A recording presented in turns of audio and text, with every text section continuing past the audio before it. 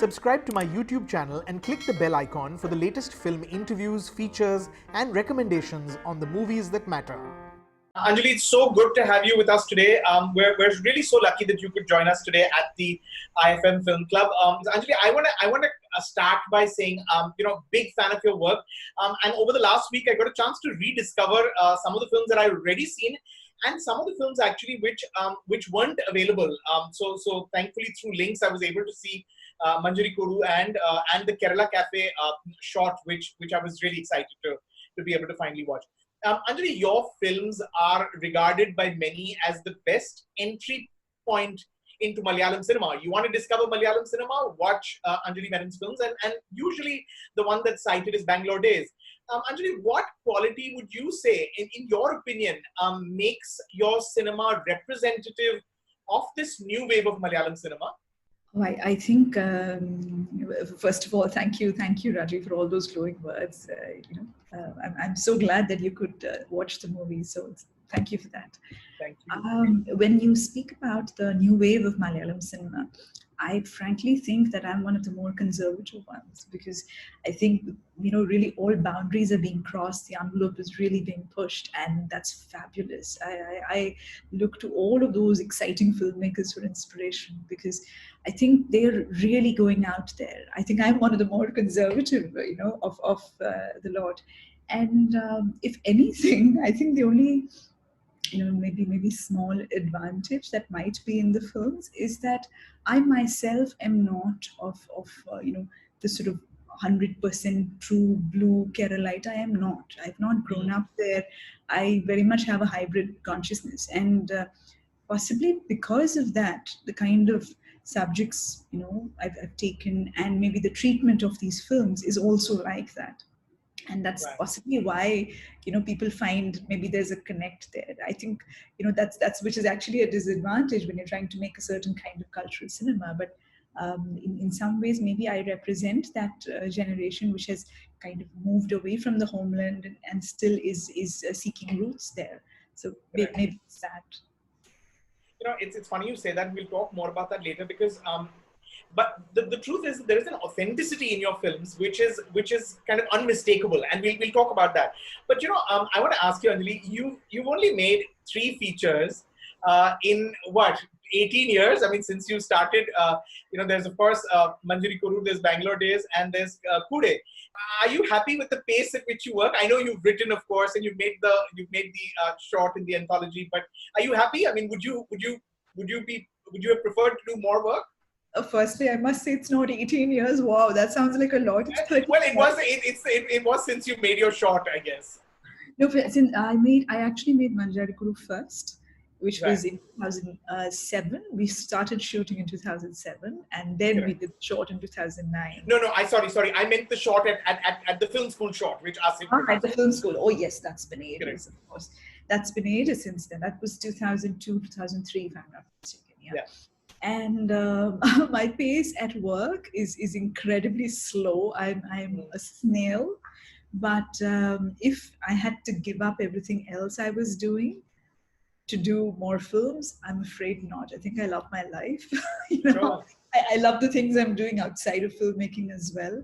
And this kind of a slow pace gives me the energy to do that. And also a lot of my film and my writing is derived from those things. So if I didn't take that time, I wouldn't be doing these films. So yeah, it's a give and take.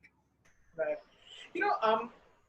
Bangalore Days is the one, Anjali, that broke out, that became the crossover hit. And like you said, it also, I mean, of course, it in Kerala it was the massive hit, but it also became the primer for those living outside of Kerala, and actually outside of India as well, who kind of discovered this film and became invested in the characters. Were you prepared for the enormous success and popularity of that film? I like to think of it as, and only for lack of a better example, or just to create a reference, the sort of Dil Chahta Hai of Kerala. This was a film that sort of represented a generation that was feeling very unrepresented at the movies until then. It spoke in a language that was modern, that felt familiar. It felt like a new kind of cinema. These were characters that you could identify and relate to, and it was a simple story. Were you prepared? I mean, I know that you set out to write a much more commercial film than the first one, but did you anticipate just what it became?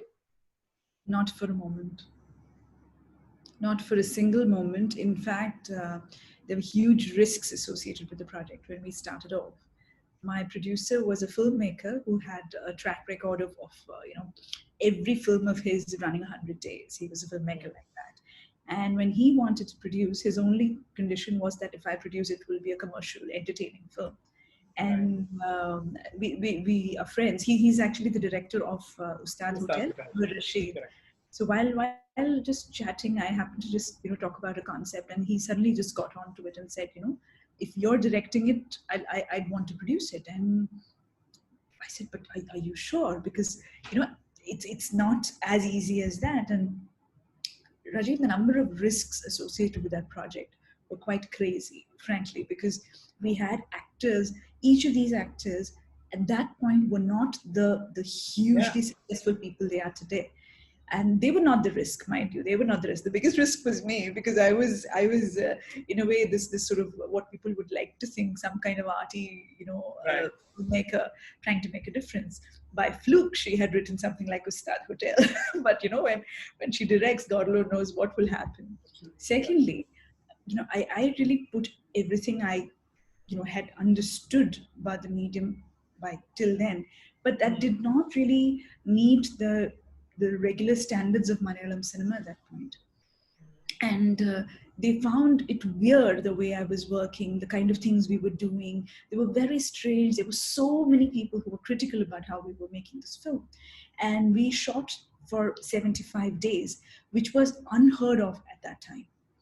Which, no Malayalam film, would go beyond 60 days or something, unless it was like this really epic film. And everybody thought I didn't know what I was doing.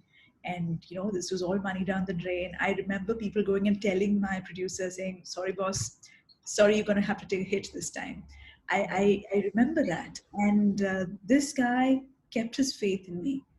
And he said, just make the film you're making. And he did not interfere. He gave me my freedom to do what I wanted. With all the madness, he stuck with us. And it wasn't like, it was not that he was in this place where he could afford to lose this money. No, absolutely not.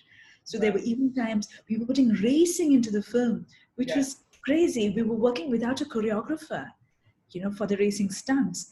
Now, all of that is a really crazy mix. And finally, when it happened, the day previous to the release, we were checking the prints in the cube and everything. And I hadn't slept for 56 hours straight. And I was just wanting to sleep, and I kept slinking in my seat, and Anwar was sitting next to me. And what I will never forget is him saying, Anjali, go to sleep, it's okay, the film's a hit.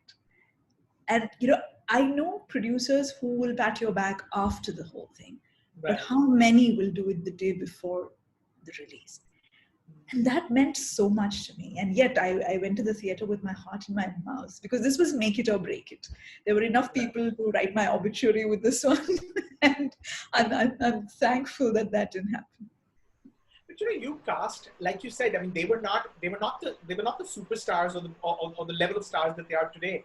I mean, there was Dulquer, of course, there was Niven Pauly, there was Nazriya, there was Fahad, there was Parvati. I mean, how did that casting happen? It just, you look at that now and you go like, wow, I mean, that is the dream team in a sense. The thing is, they were all very popular. Okay, they were all very popular, but among the younger crowd, they hadn't, they were still all, I think all of us in a way turned a corner with the film. And it was not just Bangalore days. At the same time, there were other films and projects that they were doing, which also came out and became big hits. So by the end of the shooting itself, all of them, their profiles had really risen. And that made the risk bigger for us, that, wow, we have all of them in one thing. Parvati had just come off Marianne. And I remember saying, maybe we should ask her. And folks were like, why would she do a Malayalam film after she's, gone and done such a big Tamil film?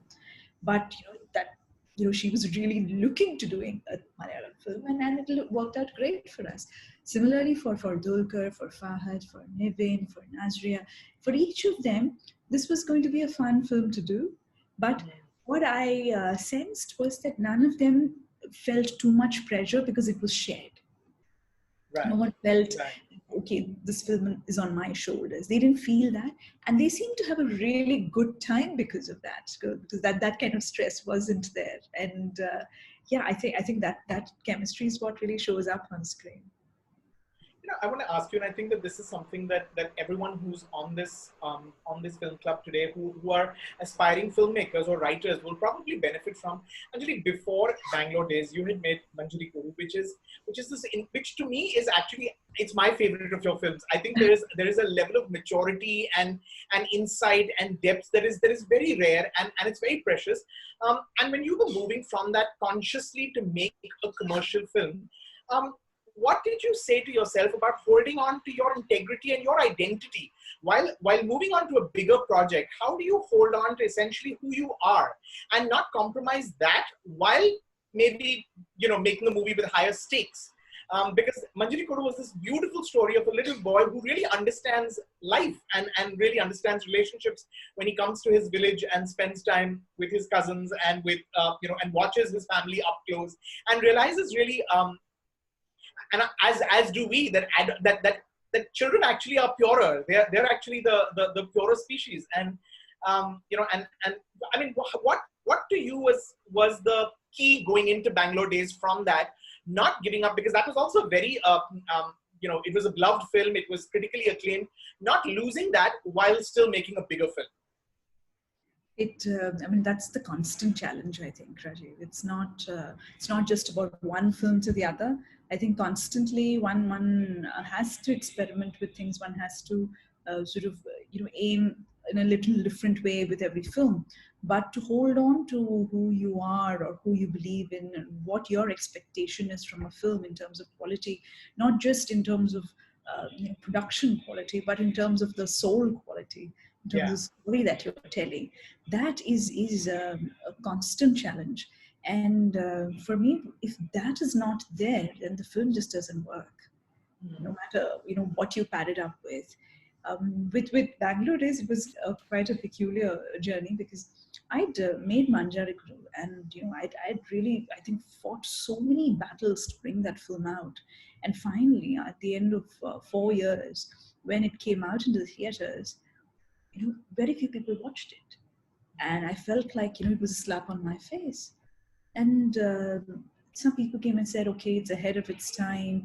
Look at the other films which are running. They're not like your film, but that is what the audience wants and everything. And none of it feels very good when a film fails. And it's not, people say, oh, how can you think of it as a failure? When it's a financial failure, you are responsible for that. I will never say the film is a failure, but financially, when something doesn't work, then you are definitely responsible for that. And that is, for me, that was, there was a need to prove that I can be a financially viable filmmaker. And for that, one has to really understand the craft of how this is done. This is a completely different game. And I remember the scripting process of Bangalore days. I wrote the first draft very quickly, and the first half hasn't really changed from my first draft. It hasn't really changed too much. But the second half, I must have written some, 12 drafts of it, because the second half was very different in each of the drafts. And every time I would bounce it around, it wasn't working, either for them or for me or anything. And finally, we locked on a certain draft, and I wasn't happy with it. And one day, my producer Anwar walks into my house, which we were using as a production office then. And I was just sitting and looking at this notice board, which had script notes all over the place. And right in the middle, I had made one big bubble which said, "Where is the soul?" And he stood there and he started laughing. And I still remember him taking a picture of that and sending it to me. And his advice to me was, you know what? You're not used to doing commercial films. This is how it is. Okay, so don't wait for the soul. And I just wasn't convinced. So we started prep with the crew, with everybody, locations and everything. And I made one last request to my producer and my DP. And I said, guys, I want to change the second half. Just fly with me. And they just looked at me, realizing I'm completely crazy. And I said, I will not change stuff production-wise. We'll use the same location. We'll use the same actors. Everything will be the same. But there are some things I really have to move around. I have to change. And I And reverted. how many days away from shoot were you all when you did this? This was within a month of shoot. Wow. Within a month of shoot, and I think the final thing was locked a week before the shoot. 1 week before the shoot, and when I went about doing that, we changed stuff, but the actors, everybody came on board. They said, okay, fine, whatever you feel is good. And then when that final draft really happened, I actually pulled in stuff from an earlier draft that I had, and then it sat with me. Then it felt, okay, this is commercial, this is everything, but this feels, it's at least aligned to who I am. And so I think it's just about being honest to yourself, and when you're not satisfied with it, being able to admit that, Right. and to be able to say it. Because if you suppress that, that's the biggest risk. That really is the biggest risk. The thing that strikes me about your films is that they're all very authentic. I was telling you this earlier. They come from a place of real honesty and authenticity. And I have to ask, does it have to come from a personal place to be able to find that authenticity? Because very often you watch a film that feels completely authentic, and then there's a moment, there could just be one moment that kind of throws you out of the film because it doesn't feel like it belongs there. It doesn't feel like it came from the same place as the rest of that film. And the thing about your films is that there is you strike that consistently authentic kind of tone. Are all of these stories rooted in a very personal space? I mean, we don't need specific details. Or where do you find the authenticity then? No, because see, I cannot possibly be so many people, right? Correct. So, the thing is, when we talk about these films taking time, it's also because each of these films have sort of ensemble characters. There are many of them, and so there are many stories within that one story as well. And no, they don't all come from a personal space. Most of them don't come from a personal space.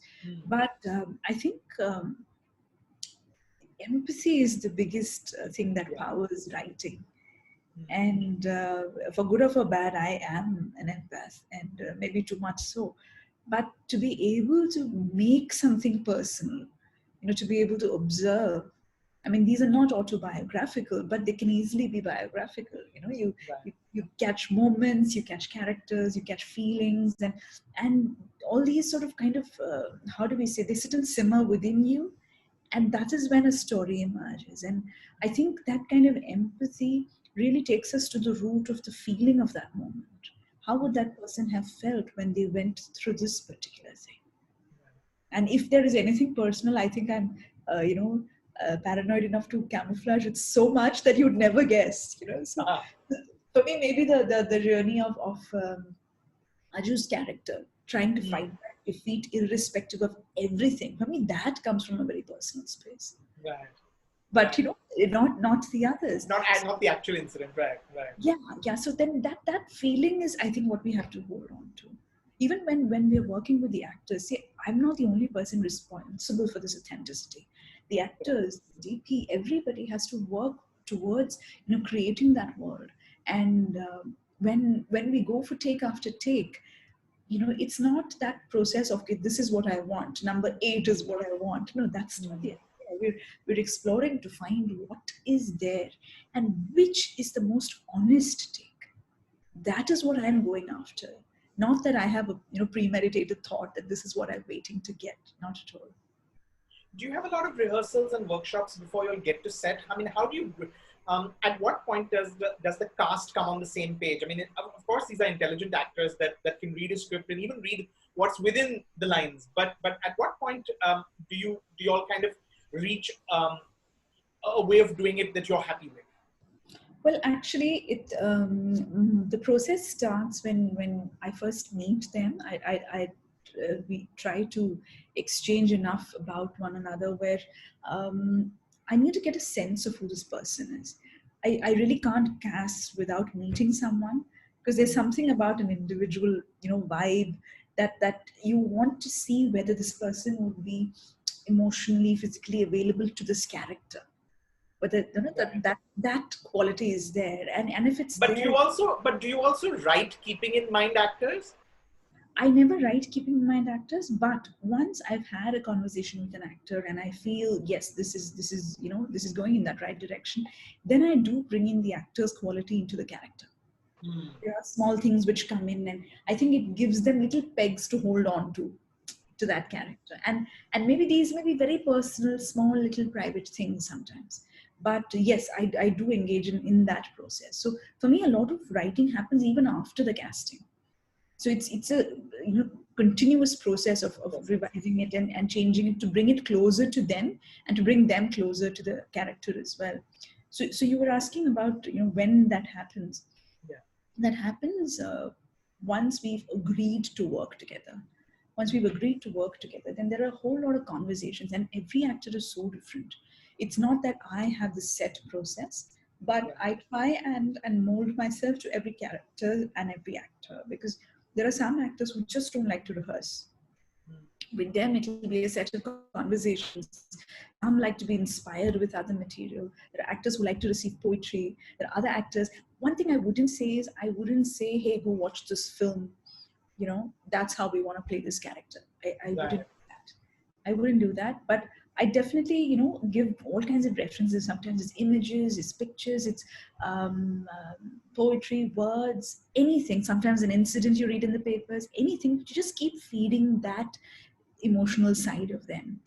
And all that goes in there somewhere. And sometimes it emerges, when they're taking the shot. Or it will stay there, because these are all, like you said, very intelligent people, very emotionally responsive people. And even when you send a piece of information in, the kind of feedback you get really informs you about this person. So for me also, it's a real learning of what this person responds to and what they don't respond to. So it's this constant, attempt to get more and more transparent, so that we can take it to where things are. So it's ongoing. I love doing workshops where we all loosen up, we all can speak openly, we have that trust. But when it comes to rehearsals, I don't go for too many. There is a certain amount of rehearsing which happens in the blocking and things. Right. And during the workshops, we may take a few scenes. I love writing scenes for the workshops which are from the story but are not in the film. Right. So with the cousins, for example, we would rehearse scenes of them bonding together as cousins. We had scenes written for those, but they are not in the film. But these three people had these common memories. Oh, remember we did that together. Correct. So that works towards other things that you do in the film. Which is the part of the filmmaking process that you most enjoy, between the writing and directing the actors and then sort of assembling it all in the end? I think the editing. I enjoy writing. I must say I enjoy actually every aspect of filmmaking. I love it. I love every single aspect, except maybe dubbing. The post-sync dubbing. Oh, I struggle there. So maybe that's why I don't enjoy that too much. But if you ask me that one place where I'm really excited, it's the editing. Because the possibilities are amazing, and then it's no more, you don't have to, I'm not a very, how does one say, I'm not this totally extroverted person who can always deal with 100 people around. Right. Not that kind. So I love it when it's just my editor, myself, and our material. Have there been instances where a scene or a film has changed quite considerably or drastically on the edit table? You've kind of gone in a direction very different from what you had envisioned it? Yeah, plenty things. In fact, I think it's just the next step to writing. Yeah. Because see, you write something, and then very often I just say, who wrote this on set, though I might have written it. So, and then it's thrown out because it doesn't suit this location or this purpose or this actor or that moment. And maybe you've evolved the understanding of the character, and then you say, but this doesn't work. The writer didn't know this, but the director knows this. So I change it, and we improvise there. And the same thing happens again in the editing. Because something that you thought worked in a different way might work much better in yet another way. So then I'd rather not hold on to these things that, okay, we thought we will do that. What is there with you, make the best of that and move on. I don't feel terribly fettered by, work which has happened in the past. The other unmistakable thing looking at your work from the outside is that you write into your scripts, sometimes very subtly, most often very subtly, and in the case of the short in Kerala Cafe, for example, a sort of feminist message or a feminist viewpoint. It's certainly the whole point of that shot. But in other films, it's there for you to notice if you do. Is that important for you, or how important is that for you? Does it come from a place that I want to do this, or is that just an extension of who you are, and therefore it will find its way into the writing or the filmmaking? It is just part of who I am. So it is something which emerges, like you said, it's quite on the nose for Happy Journey, but Right. for the rest, it'll be more subtle because it's part of my worldview. So that will emerge. The other one, we had to actually drive a certain point across, and therefore it's the dialogues and everything sort of pinned onto that. So yeah, that's not it's not from the outside, it's from the within. Right. We have to talk about Koode, which I discovered again recently and completely loved. It's one of those transportive films. It's actually what film should be, at least certainly the way I look at it. You want a film to be a transportive experience. You want a film to take you to the world that the filmmaker has intended to create. And I have this strange list. I'm going to expose myself completely. I make this list of films that I would love to live inside. Because they're just, because either they're really charming, or they're seductive, or they're people, they're populated by characters that you'd like to spend time with. And it ticked all of those boxes. And while it is a melancholic film, and while it talks about things that are, there's death and there's parental resentment and despite all of that, it's still a very warm, fuzzy kind of film. Where did that come from, Anjali? Where did that idea? Why was this a story you wanted to tell? I don't know how articulate I can be about this, but there was. I found it very interesting that there are people who really build themselves illusions just to be able to go through life, and to that particular person, it is completely justified, that world. And it is not to glorify any kind of mental health issues, but to that person, that's a very, very real moment. And the emotions of that moment, the interactions of that moment, I have personally known people like that, and I've witnessed their journeys. And to me, it felt important that even that side is something that we need to look at. It's not just about just a fantasy thing. And I know a lot of people have seen the film in that way, but for me it was about being able to see it through the lens of someone who's got this entire imagined reality. And what would they do with that? What happens? So the beginning and the end are really dark in a way, and it's only the illusory time that is of a very different quality. And I wanted to try and experiment with that, and to try and see how does one grapple with this kind of thought. And when you have someone in a certain position who's just taking a really wild leap without anybody else, so what happens then? So when I saw the Marathi original, the Happy Journey by Sachin Kundalkar, I was watching that film and I kept thinking, my God, if this, I just started thinking of all different ways that particular narrative could have gone. And then I spoke with Atul Kulkarni, who had asked me to watch the film, and with Sachin as well. And I said, hey, you know what? I was thinking of this and that. And then they said, listen, make it, go ahead, just go ahead and do it. And it just was one of those instinctive things. I said, let me just try that. And I learned a lot from that experience, because it was, I've been told that one of my strengths is dialogue and is interaction and all of that. And I thought, what if I didn't have dialogue as much as I do in the other films? And what if I tried to use other ways to communicate? And for me, that was the challenge in the film, that to take away from, the dialogue. I remember that there was director Ranjit who plays the part of the father. And for one particular scene, we had about half a page of dialogue. And then he looks at it and he says, oh, thank God, some dialogue. So it was, for me, those were the challenges of that subject.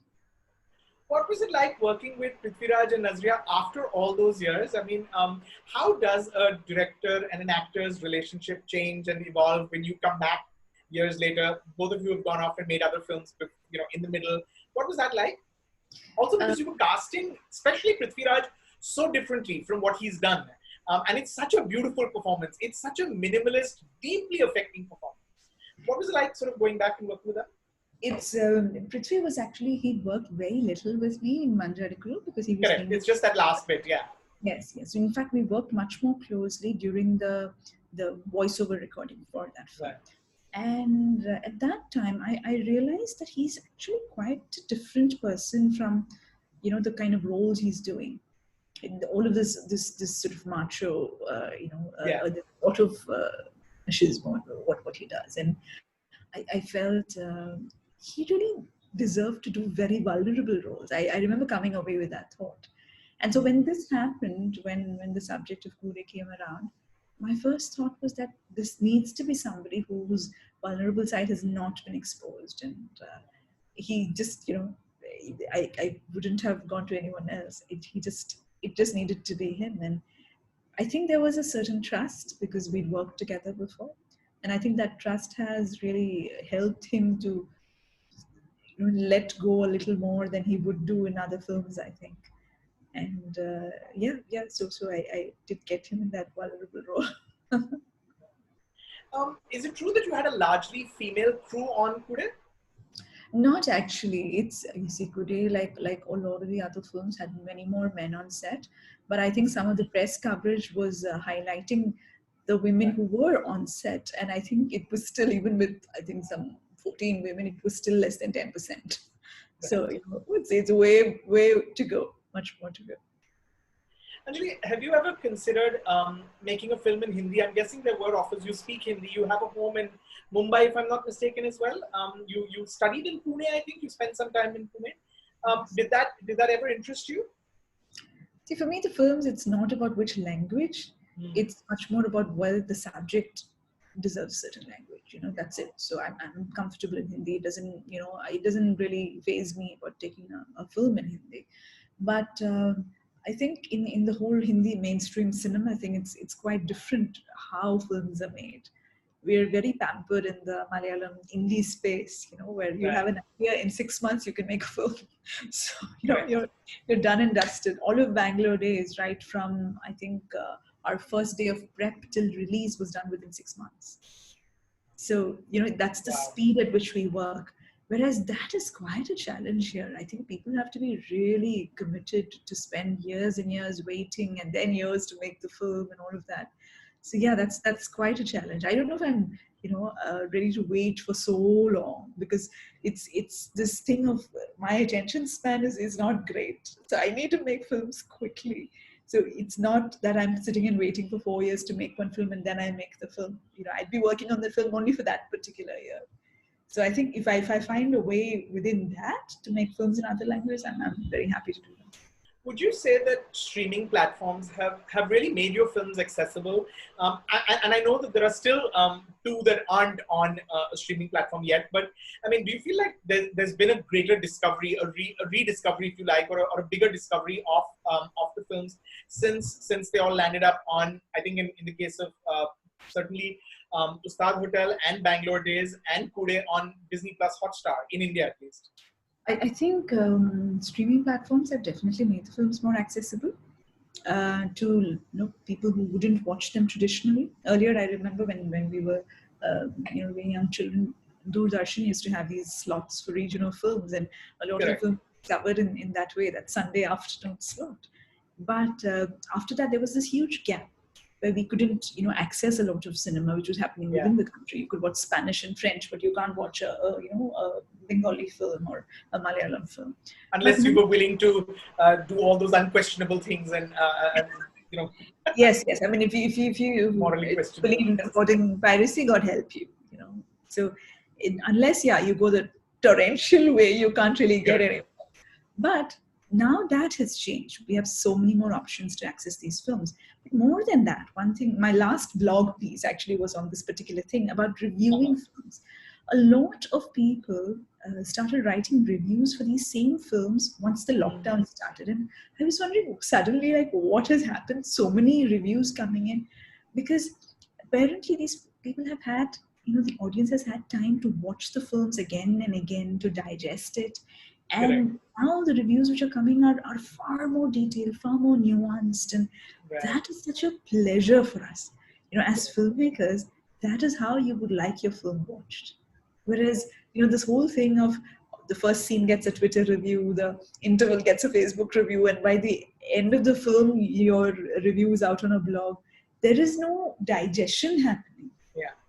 And cinema, isn't it that when you walk out, you walk with the characters. And you want to spend some time with them. You want to spend some time sort of, I want a night to know how I really, at least overnight, to be able to spend with the characters, with the story, to know how I feel about it a couple of hours later at least. Yeah. This whole tendency to sort of, throw out a review before you've digested your popcorn is a little, it's a little unnerving in a way. Yeah.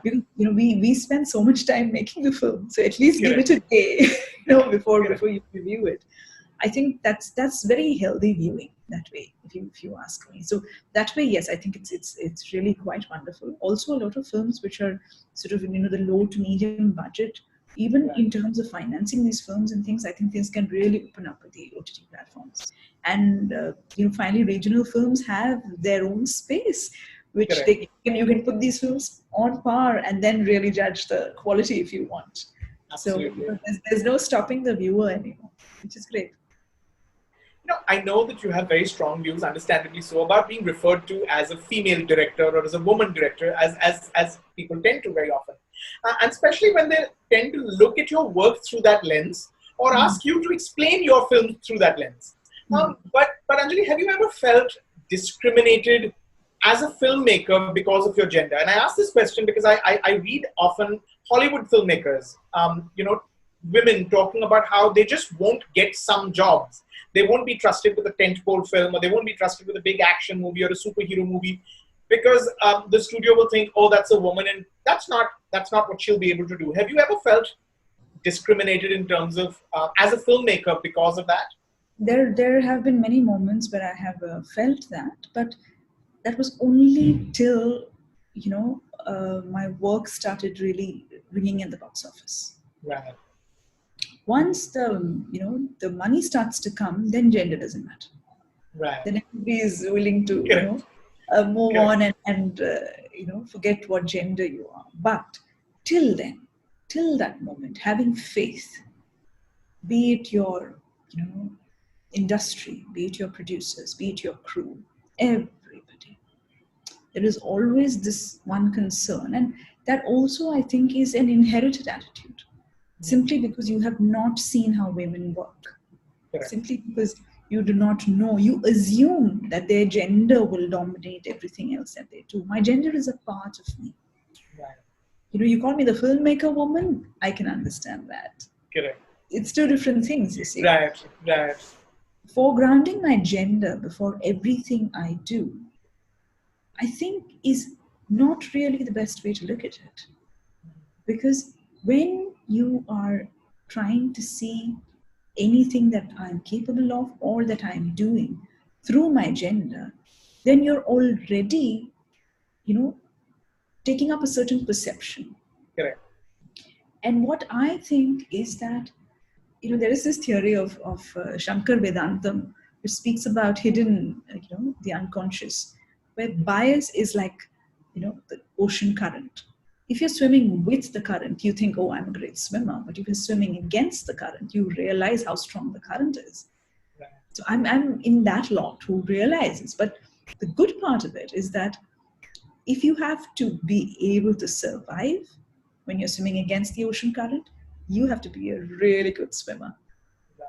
So it really helps you that way. It strengthens your skills, and you have to really be ready to take that challenge. That I think is a great experience. But this whole idea about gender, dominating everybody else's perception of what your capability is, until that box office rings, I don't think people should have to wait for that. if I even when that box office ring, it's only because you have an opportunity. There will be 100 others who could have done that. Correct. But we will never know because they haven't actually had that. Yes. So that whole thing about equal opportunities is a very important argument. Why do you think that there are such few women making films in Malayalam cinema? I know that in Hindi cinema that number is rising. Is it fair to say that it's still not what it should be in Malayalam cinema? It's still not what it should be in Malayalam cinema, Hindi cinema, or international cinema. Yeah. It's still not where it should be. But I will say in Malayalam too, it is rising, but very slowly. We have, be it India or Kerala, we have very strong attitudes towards the film industry. Where the film industry is not the most, respectable job industry is what most people perceive, which is not how it should be. And that perception prevents more and more women from taking a step towards the industry. That perception prevents families from allowing people to take up studies in this particular field. That perception stops people from supporting women in their families from taking up careers like that. Now, this whole thing about what an industry is all about, the kind of press that it receives all the time, all of this is what it's perceived, what creates that perception. Yeah. If we ensure that the industry has, the kind of basic SOPs put in place, which make it a women-friendly space, I think that is definitely going to change. In our country, we have so many media institutes, so many film institutes where women are as many as men in number. But how many of these women actually get out into the industry and start working? Especially the film industry. We have many more women in the television industry, many more in print media and all of that. But when it comes to the film industry, the challenges are still far higher. And frankly, it's not just about, gender and women. The basic facilities and things available for people who work on our film crew are really, substandard compared to any international scale. And I think the improvement has to be at every single level. So, that will naturally include, when it comes to helping more people enter the industry who have been marginalized for the longest time. Actually, you were one of the founding members of the Women in Cinema Collective, which was formed after the sexual assault of a female actor in 2017. Why was that important to create, and what has that collective achieved, would you say, so far? Well, a lot of us were functioning as islands, I might say, where we all had our own experiences of this kind of discrimination, of this kind of bias, all playing against us. But we'd never come forward and shared it. And when one of our colleagues went through such a terrible experience, to just see how it was being played out and how it was being perceived and what was happening around her, rather than actually provide the kind of support a fraternity can, we found her being isolated, and we found her even the support which came was very much at a nominal level and not at a level that was actually making a difference.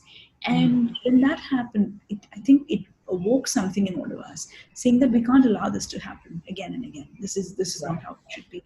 We need to make a difference. This is our professional space. This is an industry. This is one of the largest earning industries in our country. And yet we do not have what it takes. And therefore, to have a voice that was made of all of these things to be said, it was important to come together. And I think in terms of what we have achieved, the very first bit of awareness that such a problem exists, that such bias exists, that such discrimination exists, that there are women in this industry who are not happy with how things are. That was very important to articulate, and I think that has come out very clearly. We had approached the government requesting for a study to be conducted in terms of what is the status of women in the film industry, and the government appointed a judicial commission, a study commission, where they have come up with a study report saying that yes, there are a lot of issues, and they have come up with recommendations which we are waiting to see. Besides that, we have also taken up our own research. We have taken gotten into partnership with another organization called Sakhi, which works with gender, and a whole study report, again covering 5 different film industries, has been put together after conferences and discussions about best practices to be held in a film industry. Now, these are significant things which have never been done before. Besides that, WCC, we are called the Women in Cinema Collective. WCC has also put together a research network called the Fatma Begum Research Network. Fatma Begum was the first woman director. Right. I hate saying woman director, but I have to say that because she's in the this case, yes. She was the first director who was a woman in our country. And from Fatma Begum started that whole, possibility that women can be directing as well. So in her name, we have a research network. We have something called the P.K. Rosie Film Society. P.K. Rosie was the first woman who acted in a Malayalam film. She was hunted down and chased out of the state for that. But today, in her name, we have a film society which runs. So these are some of the outreach activities. We've been conducting campaigns against, digital cyber abuse of women. So all of these are very topical issues which we have been addressing. We've consistently been following up to put a system in place, a proper prohibition, prevention, and redressal system in place to work against sexual harassment. Though the Indian law says it should be in place, unfortunately, it's not being practiced in our film industry. And we've been really pushing what we can to make that happen. So yes, a few things have started off. Yeah. One last question, Anjali. Your average, the average time that you spend in between films is about 4 years. It takes about 4 years to get a new film out. When can we expect the next one? Is there something brewing? Since the last one was in 2018, are we going to have to wait another, 2.5 years? Oh, I hope not. I hope not. It's not that I what I have made is the only, are the only films I've written. Because there are always projects that one yearns to make and one likes to make. And I hope the next one is one of those rather than, something that, I start from scratch. The things that I'm waiting to do. There is something that I have been really waiting for quite a few years to do, and I hope it's one of those. So let's see. We have to wait for the lockdown to, sort of ease, and only then can I get into it. But hopefully. Thank you so much, Anjali. Thank you for the incredible cinema. Thank you for making films that have that genuinely we're able to kind of get completely invested in, and for giving us characters that I think that stay with us long after we watch those films, and also for this wonderfully candid chat, really giving us a sense into how you work and how you create those beautiful stories and those characters. Thank you very much. Can't wait to see what you do next. No 4 years this time, sooner rather than later, hopefully. And I'm going to let Neetu. Thank you. Thank you. I'm going to let Neetu sort of sign off. Neetu, if you'll say.